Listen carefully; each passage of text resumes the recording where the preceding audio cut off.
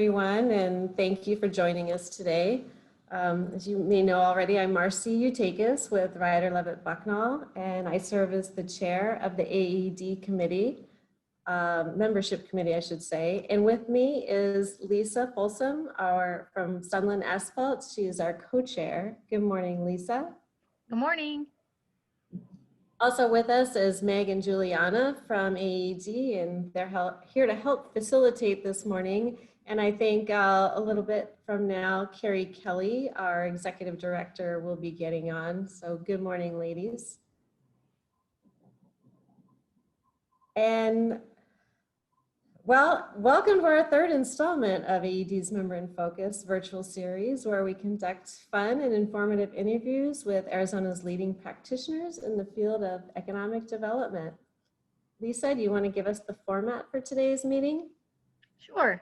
Okay, so for today's InFocus meeting, we've enabled your video so that we can all connect, but to ensure the quality of the audio, we ask that all attendees place themselves on mute. If time permits at the end, we will take additional questions posted to the chat box, and we will be keeping to our 30-minute time frame to get you all out on time today. Okay, Lisa and I will be your hosts today, and now it's my privilege to introduce Arizona's foremost economic developers, or one of them I should say, Barbra Coffey from the city of Tucson. Good morning, Barbra, and welcome. Hi, Marcy. Thanks for having me. This is going to be fun. Yeah, I'm hoping that, this will be fun, I'm sure, and people are interested to hear what you have to say and get to know you a little bit better. So to start, why don't you tell us about your current position and role with the city of Tucson? Oh, we can't hear you, Barbra. Barbra, can you hear me?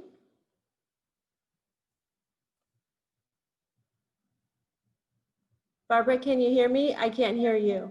Okay, I'm seeing some instability messages coming up on my internet. Are you hearing me now? Yes, we're hearing you now. Okay, we'll hopefully fly through this. Right at the moment we start. So anyway, Director of Economic Initiatives, City of Tucson. It's been about 18 months here for me. Let's see, came lastly from Henderson, Nevada. So the goal here is to basically run a comprehensive economic development program for the city. I do business attraction, we have business retention expansion, small business and entrepreneurial development, and we also oversee our annexation efforts as well as run our economic and workforce development grant program. So we stay very busy. Oh, great. Okay, well, we're going to start right in with some questions about you to help us all get to know you a little bit better. Lisa, go ahead, take it away.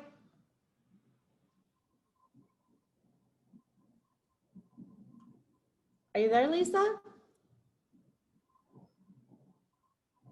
Okay, I think Lisa dropped off for a second. So, well, I'll go ahead and start then.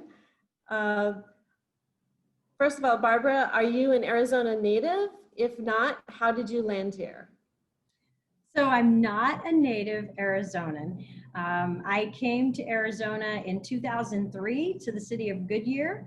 I'm from Texas. So, but I have been through my career in a few different states, including Georgia and Nevada, as I mentioned, but this is a return to Arizona for me. So, basically, actually, when I arrived in Arizona, I followed my family, my mom and dad, and my sister had just moved out, and things happened such that I could follow. And I spent about 6 weeks actually with the town of Buckeye in the Main Street program before I landed at the city of Goodyear with Brian Dahlke. So I was really happy to actually have the mentorship of Brian through my economic development career, and got me started, and spent about 6 years there. And that's where I began my pathway to my CID and really found a career for life. Oh, wonderful. Okay, let me just check if Lisa's back on yet. Are you there, Lisa? Okay, I think she's working it through. Okay. We'll go ahead and go to our next question. So Barbra, what are your hobbies and how did you get into them? Oh, wow. So yeah, when I'm not doing economic development, You may find me on a golf course. So I actually also honed those skills once I moved to Arizona. So that's a great and has really worked well in an economic development career. I have also a hobby of quilting. So my mother was a master quilter, and when I was about 25 years old, took my first class. And this is where you put your answers in? Quilts, and that's sort of my creative outlet for on off hours, which I have to tell you that. Well, everybody take note, Barbara's a golfer. That's good to know. Quilting, that was unexpected for sure. I'm gonna ask everybody to go ahead and mute if you're not already muted. We're getting a little bit of feedback at this point. So thank you very much. Okay, and then Barbara, do you have a hero, role model, or favorite famous person? Who is it and why? I'm going to keep it simple and lively and go with Jimmy Buffett. I am quite the parrot head, and I do love the work hard, play hard mantra. And I think changes in latitudes really do help my attitude. So that's my thing. You know, I think it keeps me grounded. He's a great storyteller and poet as well, and so I enjoy fun times with those concerts and with the music. So there you go. In a political year, I'm going to keep it safe. I love it. All right. Well, okay. So now we've reached the part of the interview where you get to learn, we get to learn more about your work. So let's start with a few questions about your career, Barbara. Tell us a little bit about your current role and focus in economic development for the city of Tucson.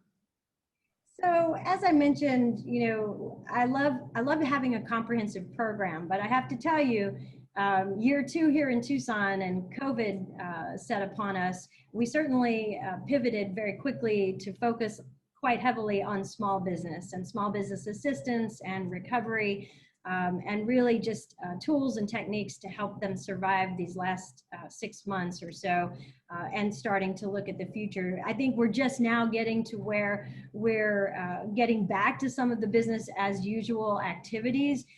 So we certainly didn't drop all of the attraction efforts and our retention outreach and some other programs, but we really did stand up in this virtual world, weekly webinars to enhance our outreach. And what we found is we increased our engagement and our touch points with businesses tremendously. Our business list was maybe 700 and now it's over 3,000. So we've had great success with weekly webinars. I think we're in week 22 now coming up, and we've certainly gained more credibility with our programs and focus in that way. So it's a positive that has come out of this pandemic for sure. Yeah, so you're staying really connected with the businesses in the area.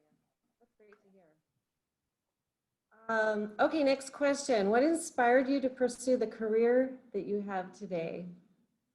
So I mentioned early on, I think Brian Dalkey, I don't think if I had, and many of you in AAED know the name, but he was definitely someone who took a chance on me. I was an unknown to Arizona at the time I went to Goodyear, and he brought me on board, and he was always encouraging our professional development, and I loved watching him work. And so really that's where I began to understand economic development. I started out as a Texas Main Street manager. So I'd actually been in economic development through historic preservation programs, but I really began to cement my career pathway once I came to Arizona.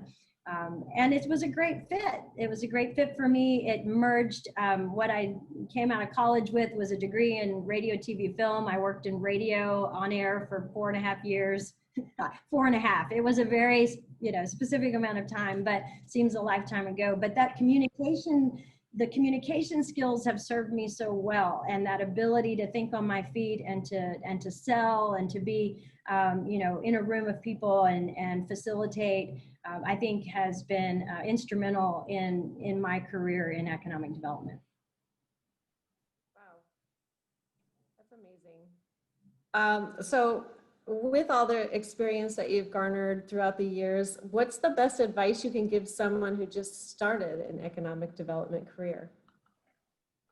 I think find a mentor is important. Find someone that you can talk to, that's a sounding board, but that also is a release valve too, that you can vet with and talk about, get things off your chest as well. Because if you understand life as we know it in public government, it can be every day an exciting day, right? Every day a new day and a new challenge. So I think having someone that you can talk to and that you can trust and that you can learn from. And then I would say just absorb everything you can, talk to people, and take advantage of the professional development and the training courses. I'm very fortunate to be now on the board of directors for IEDC, our International Economic Development Council, and I have appreciated the network of colleagues that I made along the way in the professional development opportunities, conferences and webinars and seminars and all the things that we do to learn from each other, because those are people you're going to be able to call on every day when you have an issue in your community. I always say, as a good economic developer, you're not reinventing the wheel. You're mapping on best practices that you're finding elsewhere, right? So call up someone in another city, another state, another town, and ask them what they're doing for their grant programs, for their revolving loan fund programs, for their outreach efforts, and go with what works and just tweak and reinvent just a little bit to fit your own community. Yeah, great. And I think Lisa's back. Hey, Lisa. Well, hello, friends. I don't know what happened. I thought you guys crashed and I was the only one on there for a little bit. So had a nice chat with myself. It was good. You want me to take the last two questions on this one, Mars? Yeah, let's go. All right. All right, Barbara. What is a cool industry, business, or event within your community that we may not know about?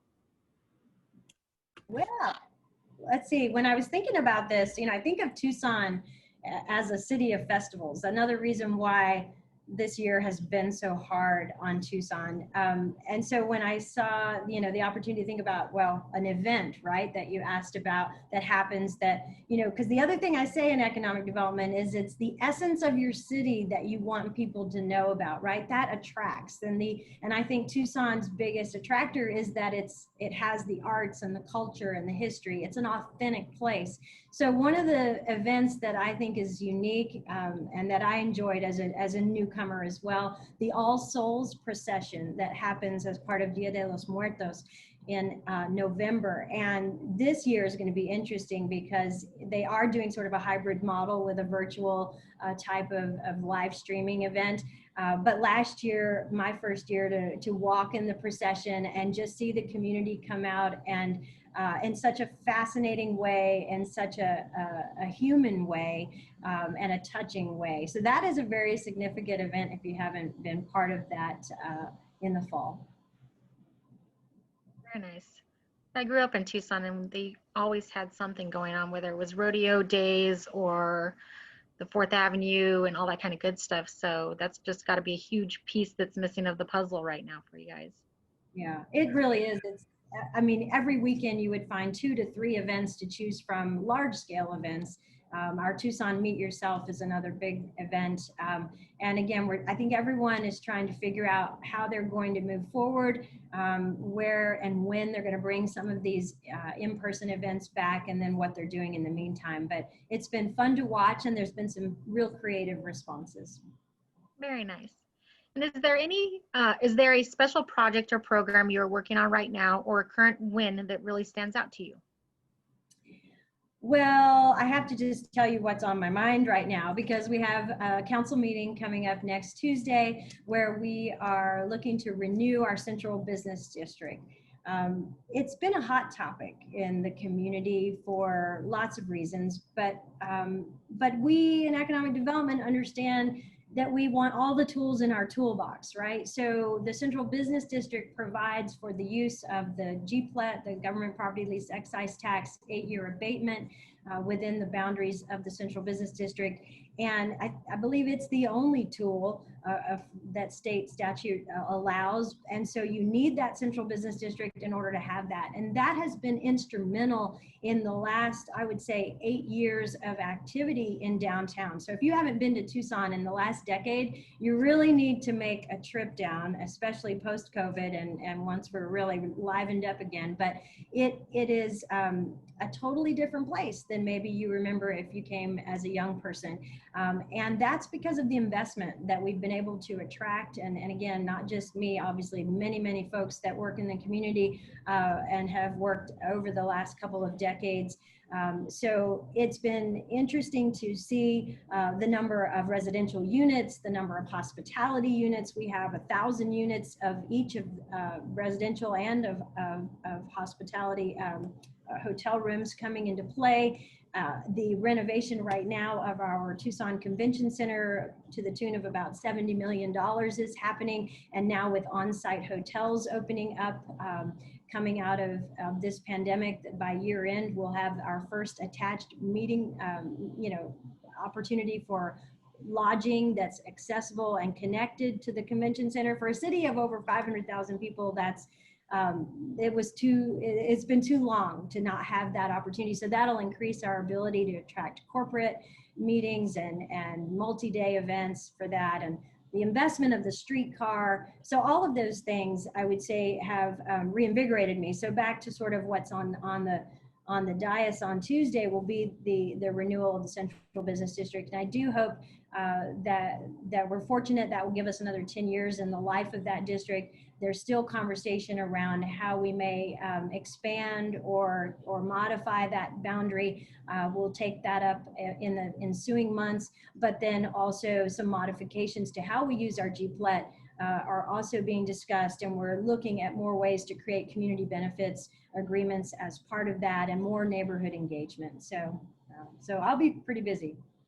Yeah, it sounds like you will. We look forward to coming down there for more conferences and such, since now you have the ability to host even more. Okay, so now we're going to find out about how you like to do business. So Well, Barbara, for yes. companies that would like to do business with you in the city of Tucson, how would we get started? So easy thing to do, reach out to me, to our team. We just launched our first standalone website in February, thank goodness, right before COVID, connecttucson.com. So that is a place now to go and not be sort of bogged down in the city's website. We have a fresh look that's perfect for site selectors, real estate executives, businesses, talent, future workforce. So I encourage you to go there and hear and see what's going on and find all the resources and take a look at our competitive advantage, our incentives, all of that is there. So, and certainly we're going to continue to, we love building relationships. I think economic development is relationship marketing 101, right? It is about building your network and talking to people and sharing your story. And so I think that our website and the conversations we're having these days are about sharing Tucson's story, and not just as the place for lifestyle and the Sonoran Desert and great food, but beyond that, as a place for business. And so that was something that we've really been focused on. And so I would say, yes, reach out to us and let us share our story. So if I wanted to meet with Barbra Coffee, how do I set up a meeting with you? You can email me, and I'll put that in the chat, barbara.coffee@tucsonaz.gov, and you can text me. I always caution, don't leave a voicemail, right? That'll be the last place I look, so just a little note on a personal style. I like to see it. I can see it in writing, and there I am, and I can start responding quickly. But certainly give me a call. I'm not saying don't do that, but I think you know how to find me. And let's share, let's talk. I've been fortunate to, recognize many of the faces on today and have had conversations with many, and certainly some of our team members in Southern Arizona are present. I see Ellen Curtin joined. I've already said hello to Jack. I see Rolanda, she's with our Brownsfield program at the city. And Teresa Noon at Pima Community College has been working with our Economic Initiatives Office as well. So again, I think we have a great team, and we're all gonna pitch in to help answer questions about what's happening here in Southern Arizona. And are you meeting in the office now, or are you mostly virtual meetings? How is that working for you? The city of Tucson has stayed remote for the most part. So I have not been back in my office since March 15th, I want to say, 17th, St. Patty's Day, somewhere right there. We started our webinars on March 23rd. We've been remote.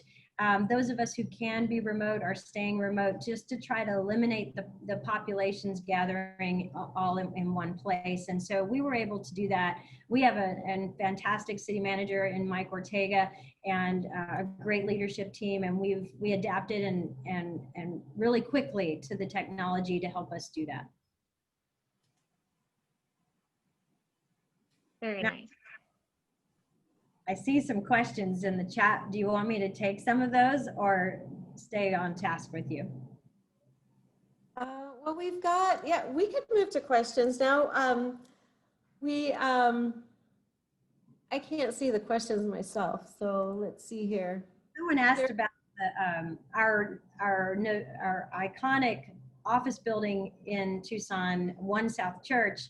I think is the question, is one of the questions. Op West is the developer, and they are, yes, and they are actually one of the last groups that received our GPLET agreement for that project, or their GPLET approval. So we're excited. They're going to reinvigorate that building, which is our tallest office building. It was only about 56% leased. So they'll move the office to the upper floors, and they'll put in the hospitality on the bottom 9 floors and really open up some restaurant and plaza area right there in the heart of downtown. So that's a really exciting project. And someone asked about the best Mexican restaurant. Yeah, I see that now. Can you say? There are many. What do we have? The 23 miles of restaurants. We are a city of gastronomy. So that is we were the first North American city to have that UNESCO designation. So we're very proud of that. We have great food and really a variety of food. So not just your favorite Mexican, but I love street taco is really my favorite go-to for a quick taco downtown. And they've expanded, I think, even north of the city into Oro Valley, if I'm not mistaken. But I love it. And they do a really great mango margarita alongside that. So Nice. I see another question here. Besides working for the city town, what other avenues can someone start looking into a career in economic development? that's a great question. So, because I say that most of us, at least my age, we didn't go to school for economic development. So we did something else and we happened upon it. And I actually credit my mom for getting me a connection. She was living in Bay City, Texas at the time, and they had a Main Street program. And she was actually a merchant downtown and became a board member. And so she interfaced with their Main Street team for the longest time. And she said, Barbara, you need to get to know this gal that's running Main Street. I think you'd be good at that, you know? And that's actually how it happened. And then I met with the Texas Historical Commission's lead at the time, Annis Reed, the late Annis Reed. She was amazing. So, you know, so when you think about looking at a career, I think the best way is for those of us in it to share what we're doing and how we're doing it and why we do it with other people. And I love to share it with women, especially because I think it's a great way for women to use all of their talents and gifts that they have in a field that is so rewarding and gratifying when we can see a city grow and develop. And I also encourage women to get every credential they can, because that's also how we compete and how we end up doing well in this, you know, as a career, as our profession grows and our earning potential grows with those credentials. So so I don't know if that I wandered off the question, but I think you know, if you see somebody that's doing something that looks really cool, you should ask them about it. That's how you get into economic development. So. And here's a question from Carrie Kelly is on now. From a downtown girl to a downtown girl, what things did you learn working with downtowns that you have carried with you? The most important thing is to me in success in what we do is tact and diplomacy, right? So I see myself and I see our role as economic developers as facilitator and connector and advocate and consensus builder and convener.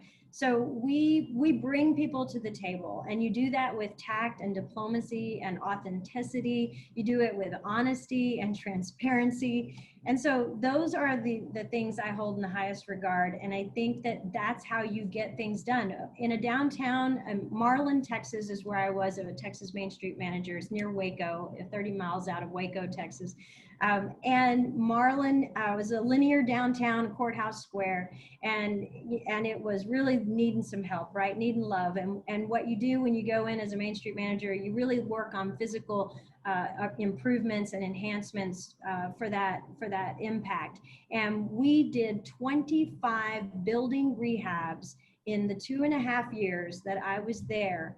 And I am probably still most proud of that achievement because you're working independently with one-on-one. And so gratifying. Whoops. Someone's not on mute. That's okay, go ahead. Yeah. Oh, looks like one thing that I love about my job, well, I guess I probably shared a few things, but I love working with, and here's what I call the external clients, right? I love working with the businesses, the business owners, the real estate executives, and the site selectors that are helping these businesses make decisions, and then seeing those projects and those jobs come to life, right? So the best thing about it is really working with that external community to have that happen. I get my juice from that when you can help solve a problem or help connect a person, help them get access to financing, open a door for them. That's the good stuff. And I think that's what I think is hard to find in other careers. So there you have it. It sounds like you're doing some really good work down there in Tucson, and we're lucky to have you down there. So thank you for that. Unfortunately, our half hour goes by really fast, and we've come to the end of our program. So thank you so much, Barbara, for being our guest today. We enjoyed spending time with you and getting to know you a little bit better. Thanks for having me. It's been And don't forget, we're going to do these monthly. So October 15th, we'll interview another economic development practitioner in Arizona. Look for details in the AED email. fantastic. And for those of you who are not already an AAD member, we do have a diverse and engaged membership working to promote education, collaboration, advocacy for responsible economic development in the state of Arizona. If you would like to learn more about the AAD membership, please visit aad.com. Thank you all for your participation. Barbara, once again, thank you so much for spending your morning with us. Thanks so so much. much. Thank you.